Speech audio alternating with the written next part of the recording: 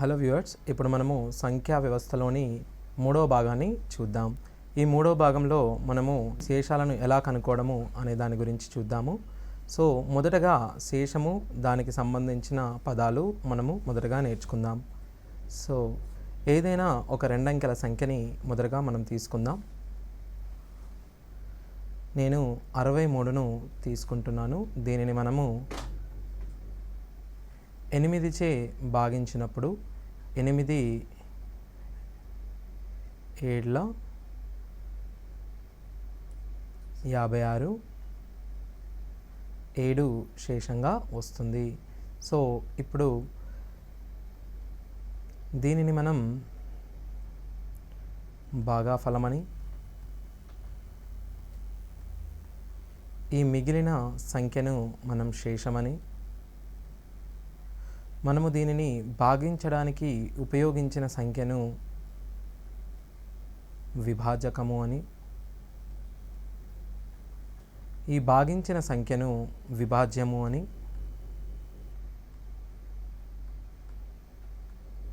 అంటాము. సో మనకు ఇచ్చిన నెంబరు మళ్ళీ రావడానికి మనము విభాజకాన్ని భాగాఫలంతో గుణించి దీనికి శేషాన్ని మరలా జత చేయాలి. ఈ విధంగా చేసినట్టయితే మనకు 56 + 7 63 వచ్చును. సో దీనినే మనము ఇంగ్లీష్లో కోషెంట్ అని, విభాజ్యాన్ని డివిడెండ్ అని, విభాజకంని డివైజర్ అని, శేషాన్ని రిమైండర్ అని అంటాము. ఇక్కడ రిమైండర్ని మనము స్మాల్ ఆర్తోని, భాగాఫలంను మనము క్యూతోని, డివిడెండ్ని క్యాపిటల్ డీతోని, విభాజకంని స్మాల్ డీతోని సూచించినట్లయితే మనకు డివిజన్ యొక్క రూలు వస్తుంది. అనగా మనకు వచ్చిన డివిడెండు అనేది డివైజరు ని కోషెంట్తోని గుణించి మనము రిమైండర్ని యాడ్ చేసుకోవాలి. ఒకవేళ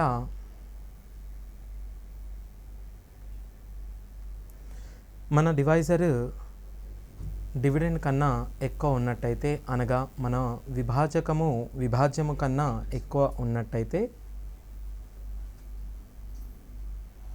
మనము 12ని 14 చేత భాగించదలిచినట్లయితే 12 14 కన్నా తక్కువ ఉన్న కారణం వల్ల మనము 12ను శేషంగా తీసుకుంటాము. సో మనం గుర్తుంచుకోవాల్సిన అంశము,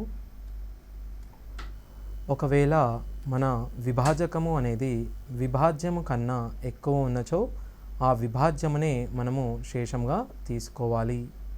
ఇది శేషం యొక్క బేసిక్ రూల్. 8 × 9 × 10 యొక్క లబ్ధాన్ని మనము 7చే భాగించినప్పుడు వచ్చు శేషం ఎంత అని కనుగొందాము. 8 × 9 × 10ని 7చే మనం భాగించినప్పుడు 8 × 9 అనేది 72, 72 × 10 అనేది 720.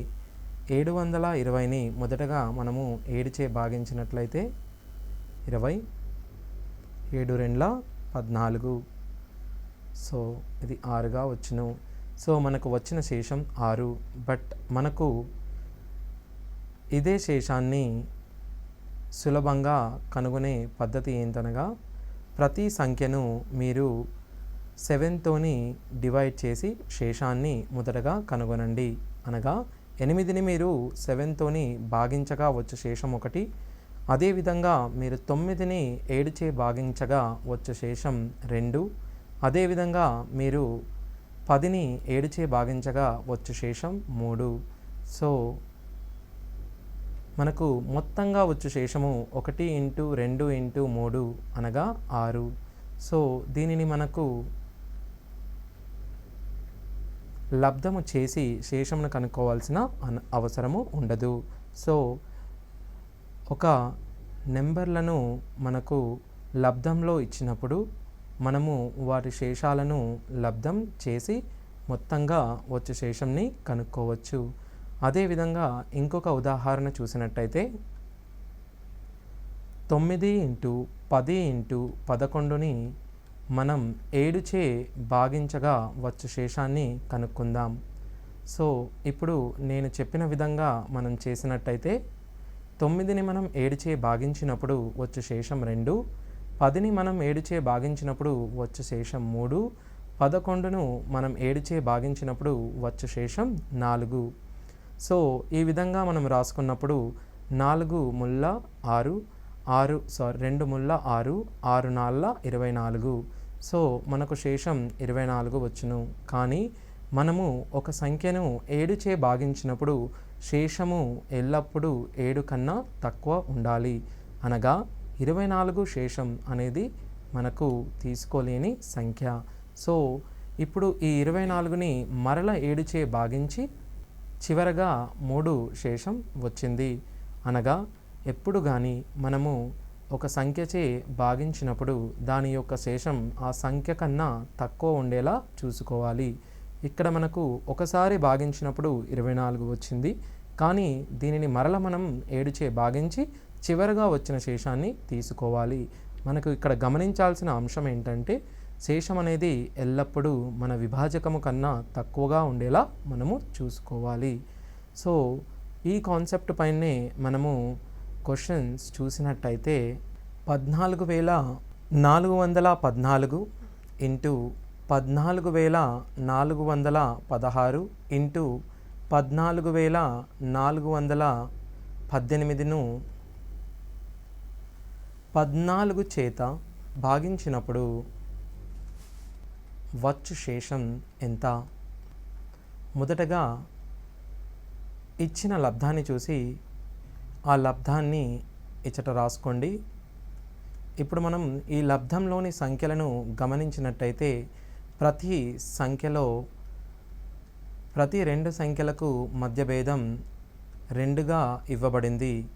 ఈ లబ్ధాన్ని మొదటగా మనము మొదటి సంఖ్య తీసుకొని దీనిని మనం 14చే భాగించాలి. దీనిని మనం 14చే భాగించినప్పుడు 14 1 14, 14 2 28. సో ఇప్పుడు మనకు భాగాఫలము గురించి చింతించాల్సిన అవసరం లేదు. మనకు కావలసినది శేషము. సో కావున 134, 14 9 126, 8. ఇక్కడ మీరు ఈ స్టెప్ను కూడా మనము తొలగించవచ్చు. ఎందుకనగా 14,000 అనేది ఖచ్చితంగా 14చే భాగించబడుతుంది కాబట్టి మనము 444ని 14చే భాగిస్తే సరిపోతుంది. సో ఇప్పుడు 444ని 14చే భాగించగా మనకు వచ్చిన శేషం 8. దీని తరువాత మనకు వచ్చిన శేషం 10. ఎందుకు అనగా ఈ సంఖ్య కన్నా 2 ఎక్కువగా ఉన్నందున ఇది 10గా శేషం వచ్చింది. ఇక్కడ శేషం 12.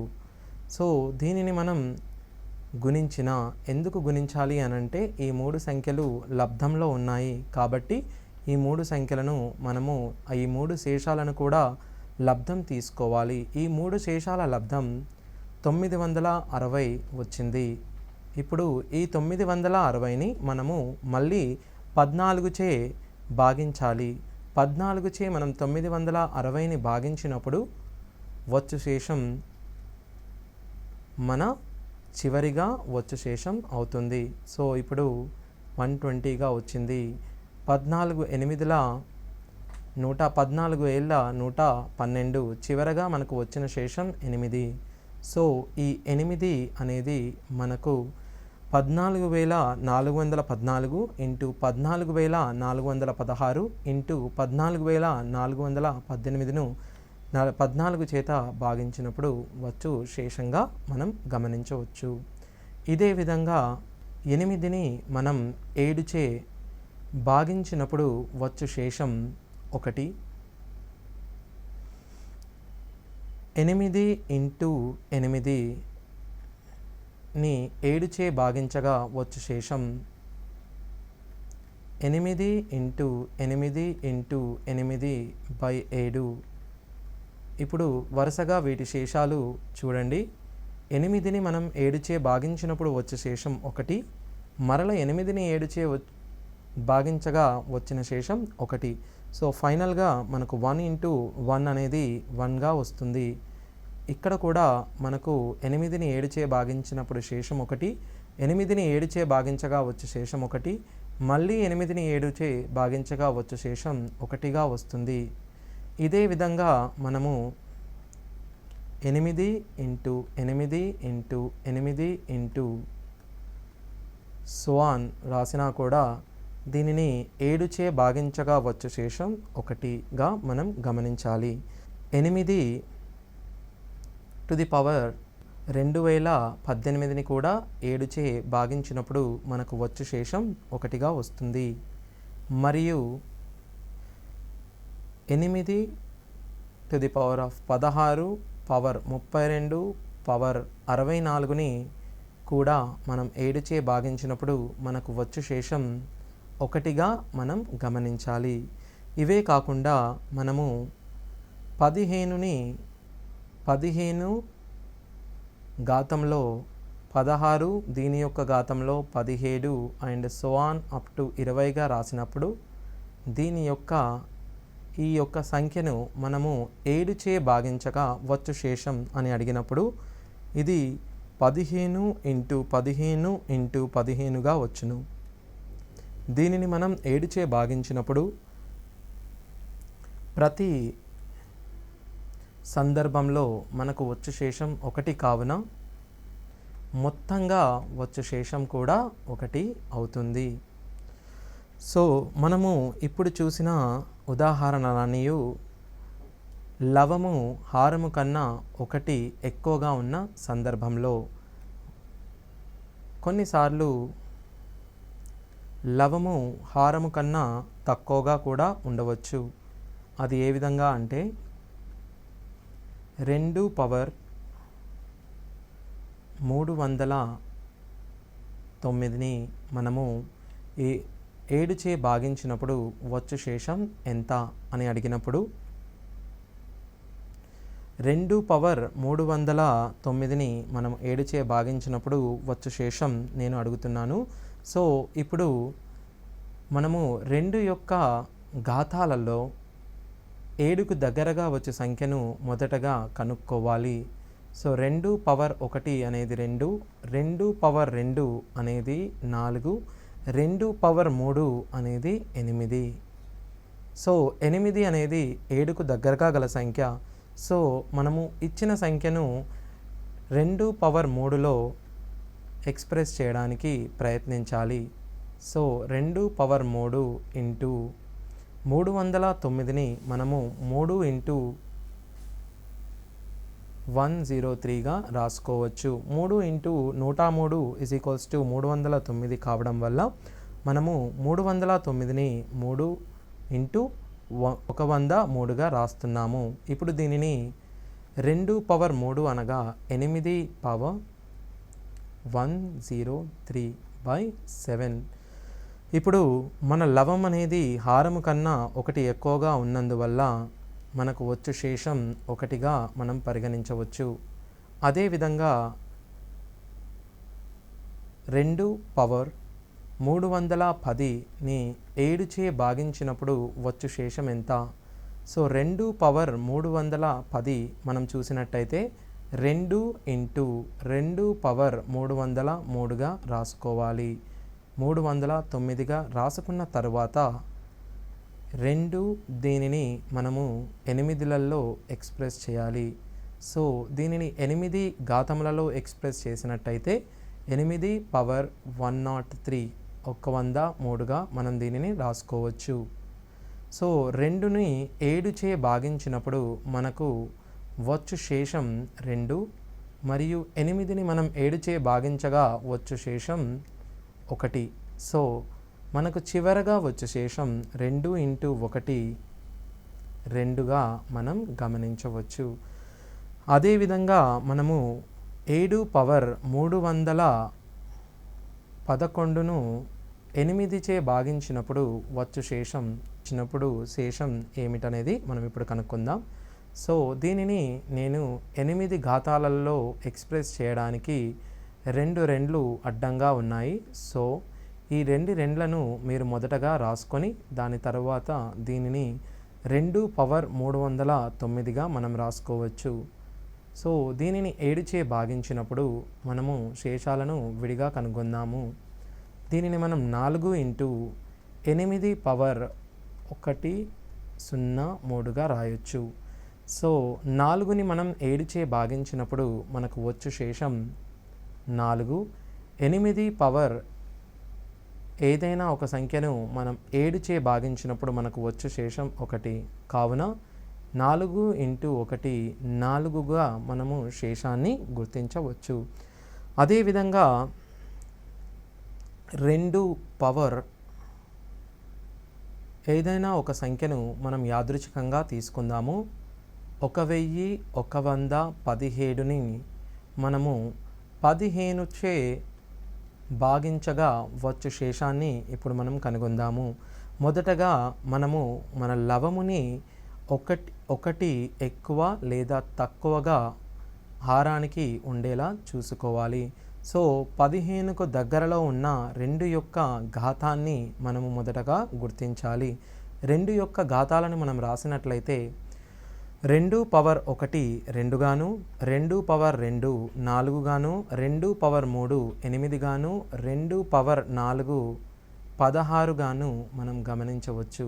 16 అనే సంఖ్య 15కు దగ్గరగా ఉండడం చేత మనము ఇచ్చిన ఘాతాన్ని 16లోకి మార్చుకునే ప్రయత్నం మొదటగా చేద్దాము.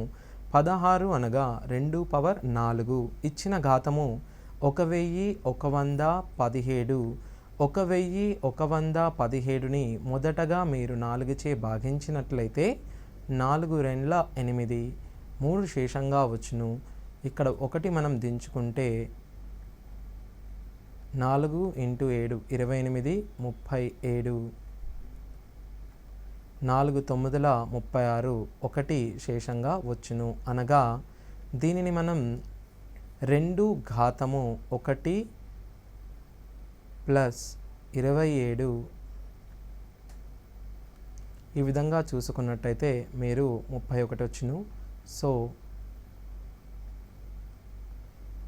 ఇక్కడ 8 3 మనము 1ని దించుకున్నాము. ఓకే, 2 4 ఏళ్ళ 28. సో చివరగా మనము 9ని పెట్టుకోవాలి. సో 279 ఇంటూ 4గా రాయవచ్చు బై 15. దీనిని మనము 2 పవర్ 1 అనగా 2, 2 పవర్ 4 అనగా 16 యొక్క ఘాతము 279గా మనం రాయవచ్చు. దీనిని మనము 15చే భాగించినప్పుడు వచ్చు శేషాన్ని మనం ఇప్పుడు గమనించినట్లయితే మొదటగా 2ని మనం 15చే భాగించినప్పుడు వచ్చు శేషం 2. 16ని మనం 15చే భాగించినప్పుడు ప్రతి సందర్భంలో మనకు వచ్చు శేషం 1. కావున 2 ఇంటూ 1 చివరగా మనకు శేషం 1గా వచ్చును. అదేవిధంగా 103 to the power of 103 plus 103ని 102చే భాగించగా వచ్చు శేషం. ఇప్పుడు మనం ఈ ప్రశ్నను చూసినట్టయితే 103 to the power of 103 plus 103ను 102చే భాగించినప్పుడు మొదటగా మనకు 103 అనేది 102 కంటే 1 ఎక్కువ అయినందువల్ల 103 కంటే ప్రతి సందర్భంలోనూ 102 1ని శేషంగా ఇస్తుంది. సో ఇక్కడ మనకు వచ్చిన శేషం 1. ఈ సందర్భంలోనూ మనకు వచ్చిన శేషం 1. సో 1 + 1 మనం శేషంని 2గా గుర్తించవచ్చు. అదే సందర్భంలో కేవలం లవము అనేది 1 హారం కంటే ఎక్కువగా ఉన్నది. ఇప్పుడు మనం చూసే ప్రశ్నలో లవము అనేది హారము కంటే తక్కువగా ఉన్న సందర్భాలు మనము చూడబోతున్నాము. 8 మనము 9చే భాగించబడినప్పుడు శేషము 8గా వచ్చును. 8ని 8చే గుణించి 9చే భాగించినప్పుడు 8 × 8ని మనము 63గా అబ్జర్వ్ చేయొచ్చు.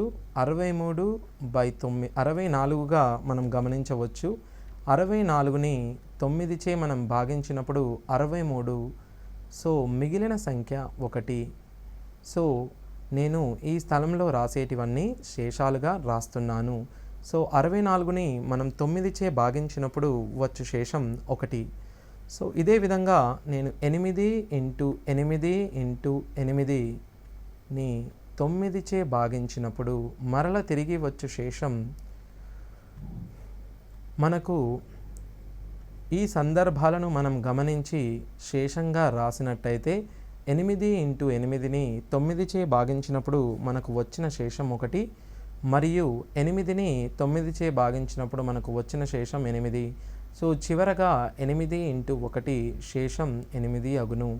సో దీనినే మనము సులభమైన పద్ధతిలో ఇంకో విధముగా చూసిదము.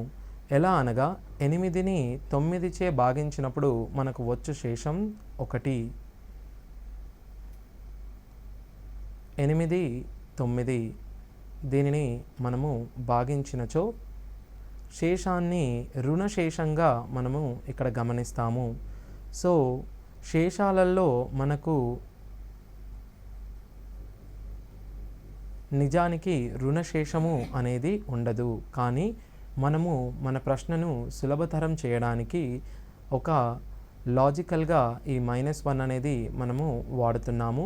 సో ఈ రుణశేషము -1 వచ్చినప్పుడు దీని అర్థము మన విభాజకము -1 అనగా 8 అని దాని అర్థము.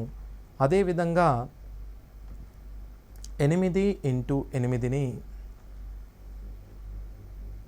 9చే భాగించినప్పుడు మనము శేషము -1 మరియు ఈ 8ని కూడా మనము 9చే భాగించినప్పుడు -1 శేషంగా వచ్చును. సో ఇక్కడ మనం శేషాన్ని నెంబర్స్ లబ్ధంలో ఉండుట చేత శేషాన్ని కూడా మనము శేషాల లబ్ధం కనుగొందాము. -1 × -1 మనకు +1 వస్తుంది. +1 వచ్చినప్పుడు మనము విభాజకానికి 1 యాడ్ చేయాల్సిన అవసరం లేదు. +1 అనగా శేషము +1 మాత్రమే ఉండును. అదేవిధంగా 8 × 8ని 9చే భాగించినప్పుడు ఇక్కడ శేషం -1, ఇక్కడ కూడా శేషం -1 మొత్తంగా మనకు వచ్చే శేషము -1. సో ఎప్పుడు కానీ శేషము రుణాత్మకము అయినప్పుడు దానిని మనము విభాజకము మైనస్ శేషము చేయాలి. సో విభాజకము 9 మరియు శేషము 1 కావున మనకు మొత్తంగా వచ్చు శేషము 8 అని మనము గమనించాలి. అదేవిధంగా 8ని 2018 సార్లు తీసుకొనిన దీనిని 9చే భాగించినప్పుడు మనకు వచ్చు శేషము ప్రతి సందర్భంలోనూ మనకు వచ్చు శేషము -1. దీని యొక్క ఘాతము సరి సంఖ్యన బేసి సంఖ్యన మనము చూసుకోవాలి. దీని యొక్క శేషము మనకు దీని యొక్క ఘాతము సరి సంఖ్య అవుట చేత -1 ఘాతము సరి అవుట చేత ఇది ధనాత్మకము అవుతుంది. శేషము ధనాత్మకమైన మనము విభాజకానికి యాడ్ చేయాల్సిన అవసరం లేదు. కావున మనకు చివరగా వచ్చే శేషము 1. అదేవిధంగా 8/99999ని మనము 9చే భాగించినప్పుడు వచ్చు శేషము చూసినట్టయితే సో ప్రతి సందర్భంలోనూ మనకు వచ్చు శేషము -1. దీని పవర్ మనకు బేసి సంఖ్య కావడం చేత -1గా మనకు వస్తుంది. -1 అనగా మనము విభాజకము -1 చేయాలి. ఈ సందర్భంలో 9 - 1 అనగా 8. సో చివరగా వచ్చు శేషము 8. సో ఇదే లెవెల్లో మనము కొన్ని వివిధ రకాలైన సమ్స్ని చూద్దాము. అది ఏ విధంగా అంటే, ఇంతకు ముందుగా చూసిన విధంగా 2 యొక్క ఘాతము 303గా మనం తీసుకున్నట్టయితే దీనిని 9చే భాగించినప్పుడు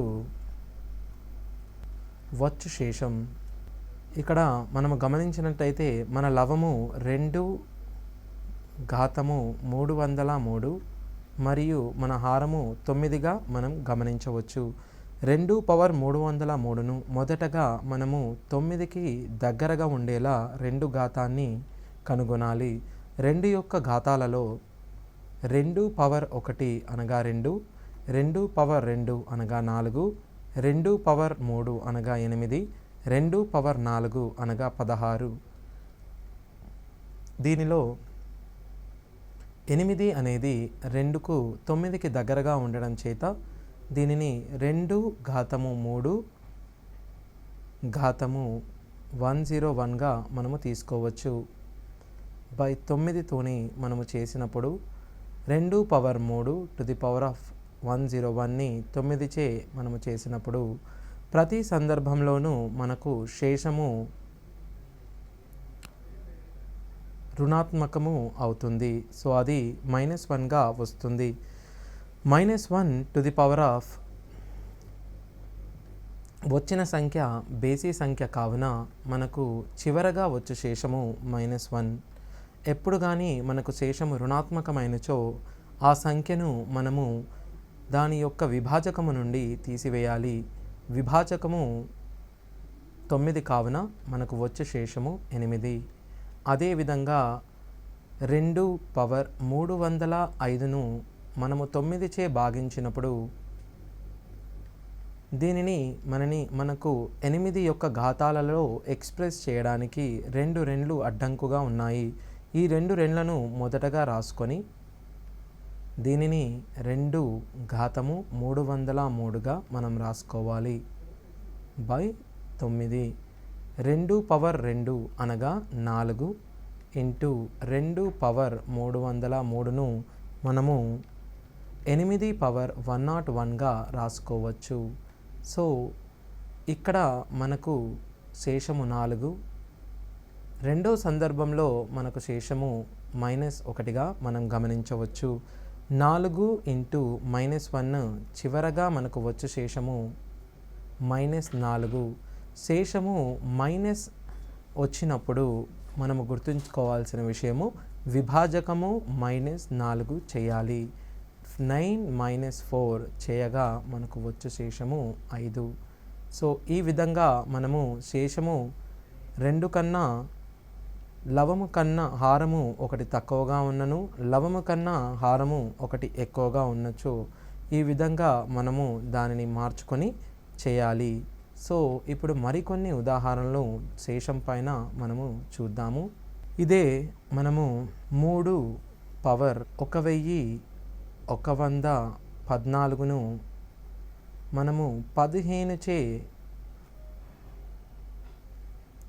326చే మనము భాగించినప్పుడు వచ్చు శేషం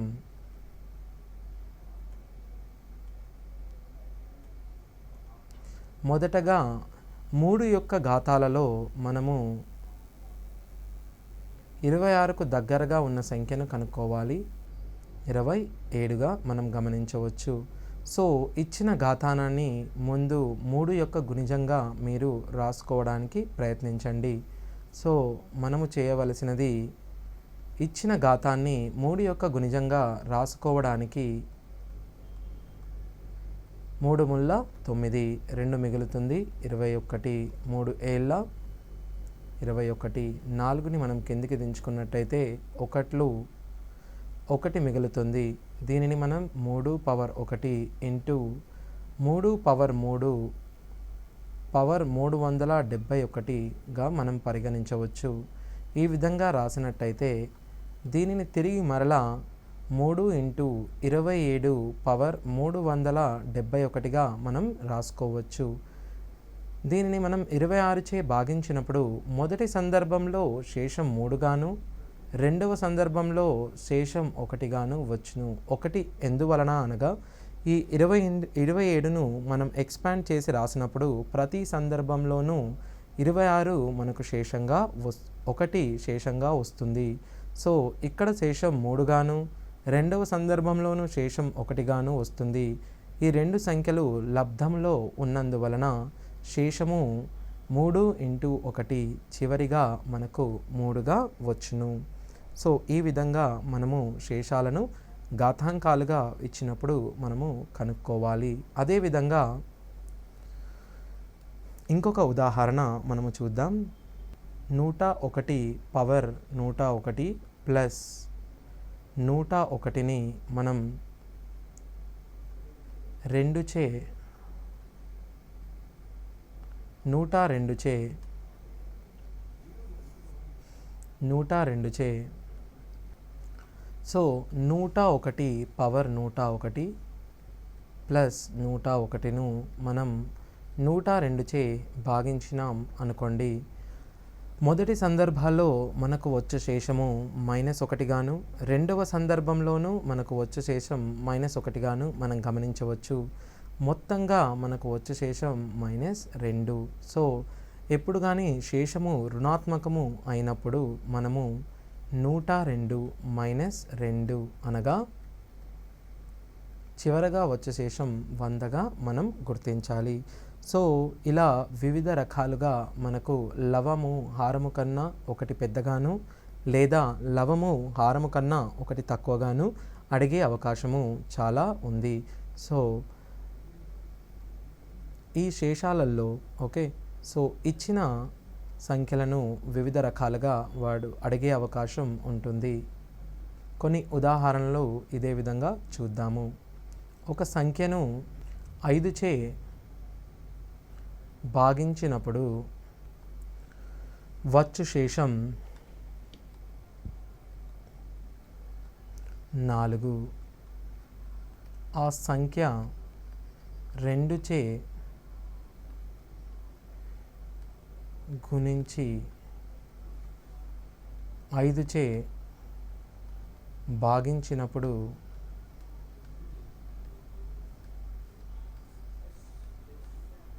వచ్చు శేషం ఎంత?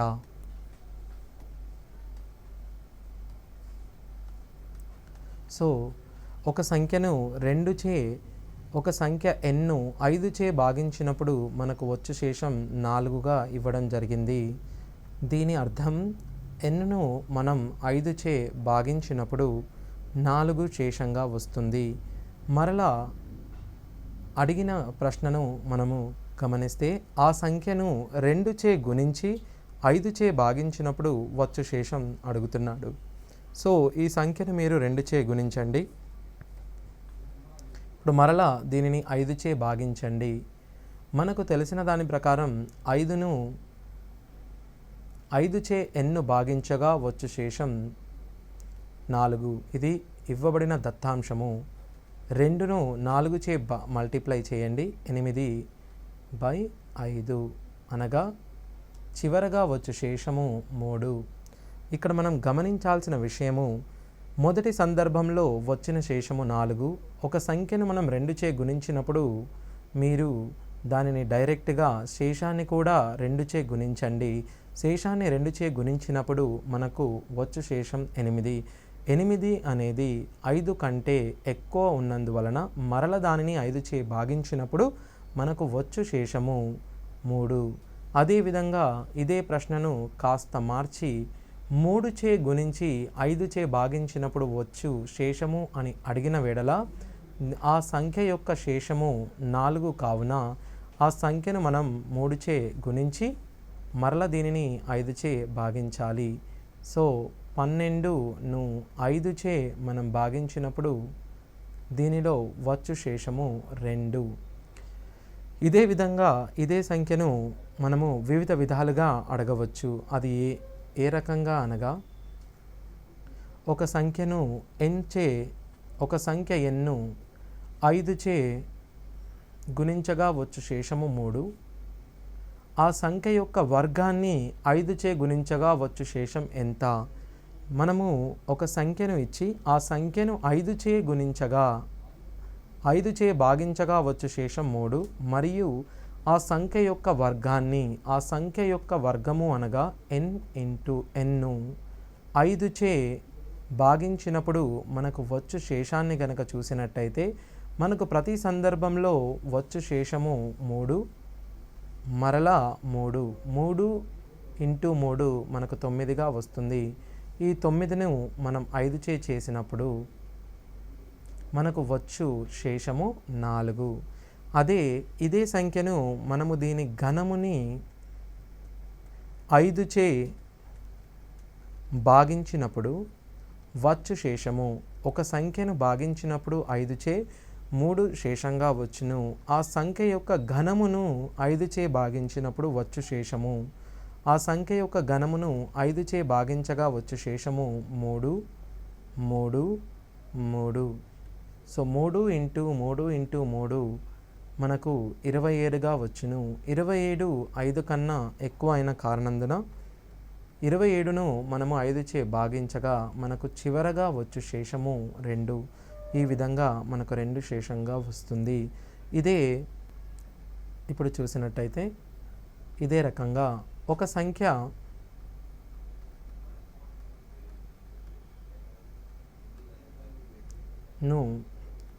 343చే భాగించగా వచ్చు శేషం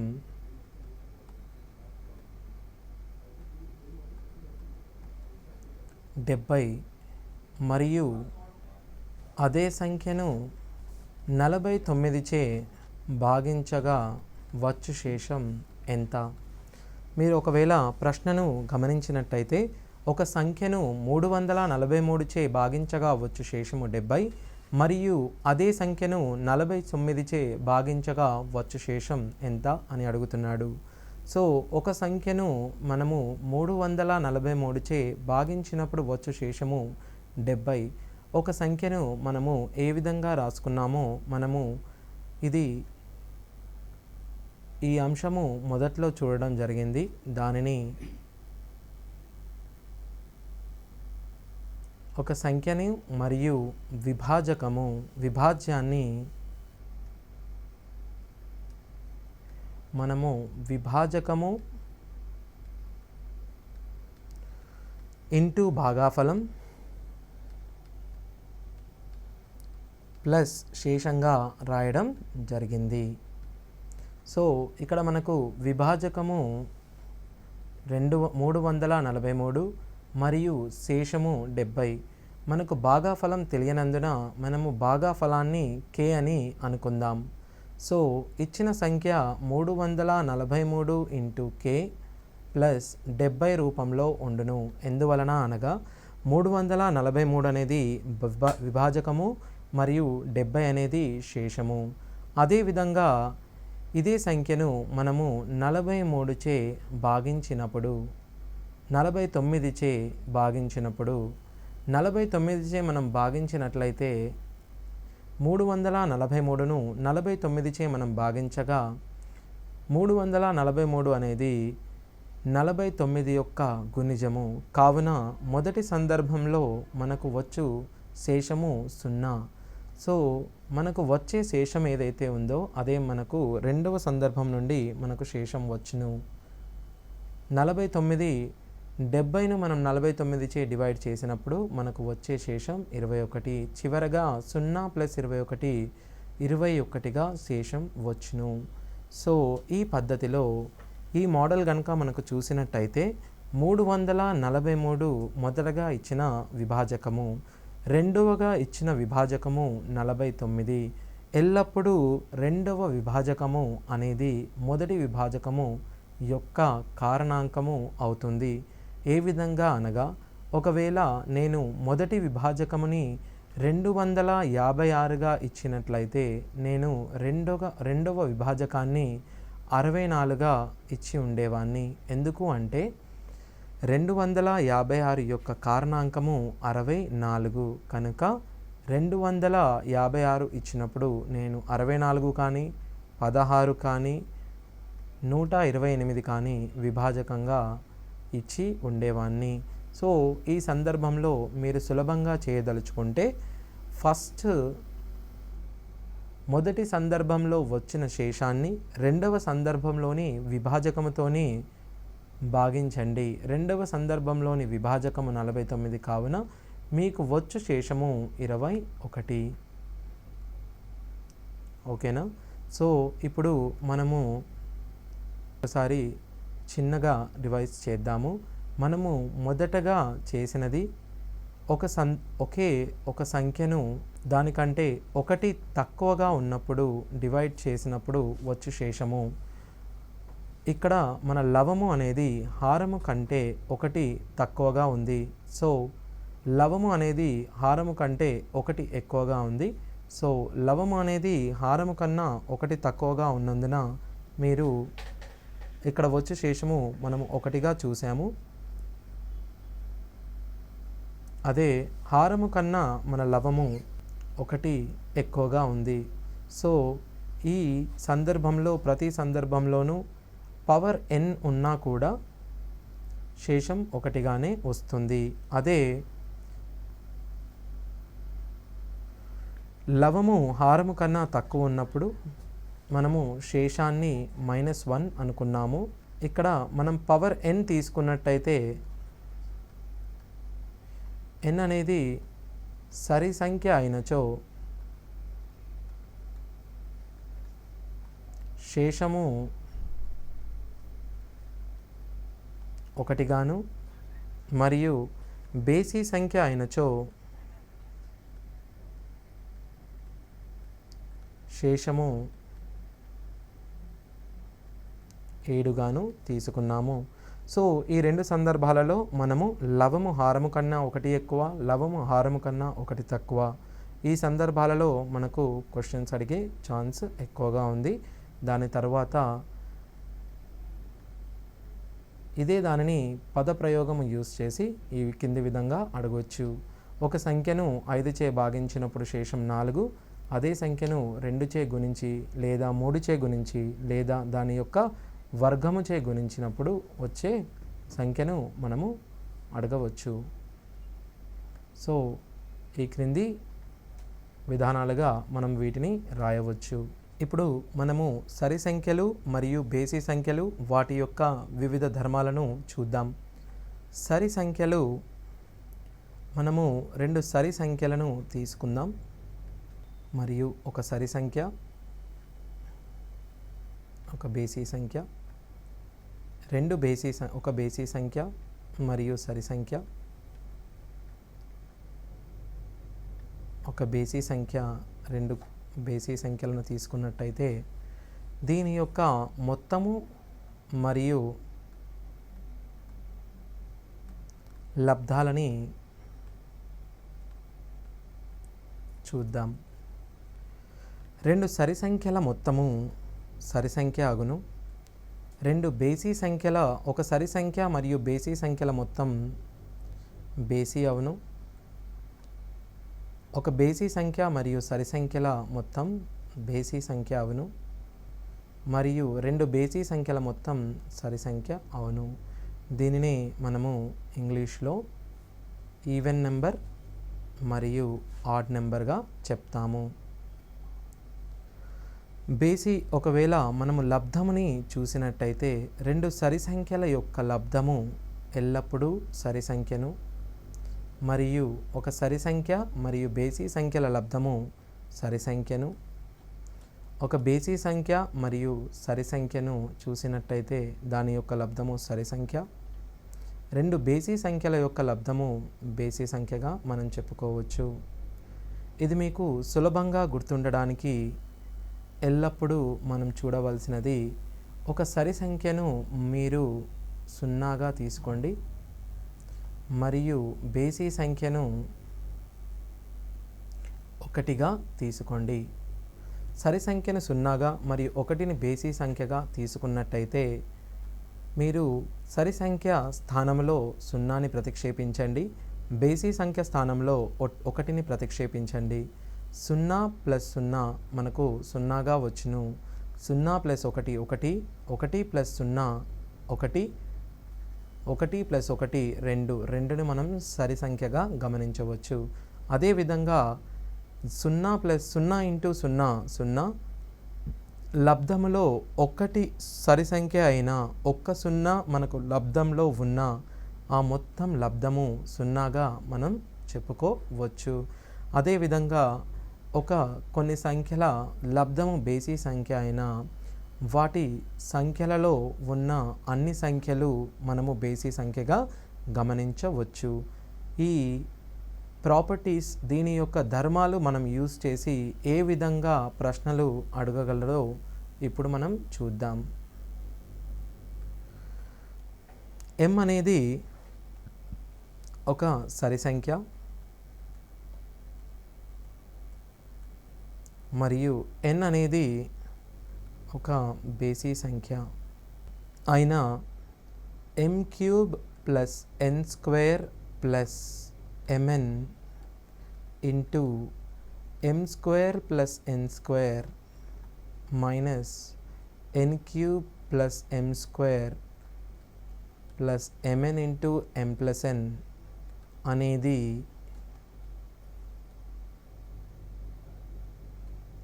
సరి సంఖ్యనా లేక బేసి సంఖ్యనా అని అడిగినప్పుడు మనకు ఇచ్చిన బహుపది ఏదైతే ఉందో దీనిలో సరి సంఖ్యను 0గా ప్రతిక్షేపించండి, బేసి సంఖ్యను 1గా ప్రతిక్షేపించండి. ఇక్కడ 0 మనం ప్రతిక్షేపించిన ఎడల ఇది 0గాను, ఇది 1గాను, ఇది 0గాను ఎందుకు అనచే 0 ఇంటూ ఏదైనా మనకు 0గా వస్తుంది. ఇది 1, ఇది 0గాను, ఇది 0గాను వచ్చును. చివరగా 1 - 1 మనకు 0గా వచ్చును. అదేవిధంగా మీరు మరల దీనిని గమనించినట్లయితే మనము సరి సంఖ్య స్థానంలో 0ను మరియు బేసి సంఖ్య స్థానంలో 1ను ప్రతిక్షేపించాము.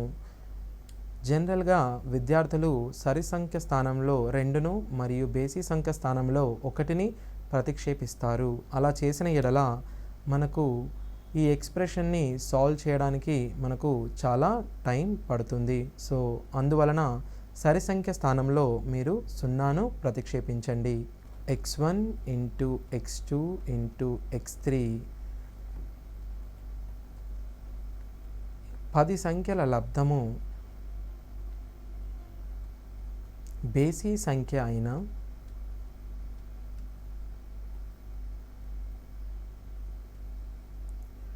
ఈ లబ్ధములో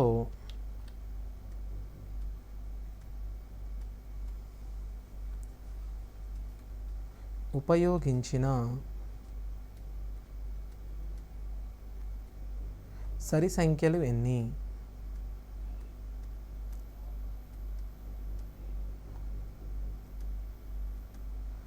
ఇప్పుడు మీరు చూసినట్టయితే x1, x2, x3 మరియు x10 వీటి లబ్ధము మనకు బేసి సంఖ్య వచ్చినది. సో నేను అడిగిన ప్రశ్న లబ్ధంలో ఉపయోగించిన సరి సంఖ్యలు ఎన్ని అనగా, ఇప్పుడు మనకు మీరు జనరల్గా ఆన్సర్ 5 కానీ 2 కానీ అని చెప్తూ ఉంటారు. కానీ ఇందులో మనము ఒక అంశాన్ని గమనించాలి. కొన్ని సంఖ్యల లబ్ధము బేసి సంఖ్య అయినప్పుడు ఉపయోగించిన అన్ని సంఖ్యలు కూడా బేసి సంఖ్య కావాలి. ఓకే, ఒక్క సరి సంఖ్య కూడా మనము లబ్ధములో ఉపయోగించిన ఎడల మొత్తము లబ్ధము సరి సంఖ్య కావడం జరుగుతుంది. కావున మనము దీనిలో యూజ్ చేసిన సరి సంఖ్యలు కేవలం 0, అనగా మనము దీనిలో సరి సంఖ్యలు ఉపయోగించలేదు. ఇదే క్వశ్చన్ని మనము x1 × x2 × x3 so on x10 = ఒక బేసి సంఖ్య మరియు ఈ 10 విభిన్న x1 x2 x3లు విభిన్న ప్రధాన సంఖ్యలు. సో దీనిలో ఉపయోగించని ప్రధాన సంఖ్య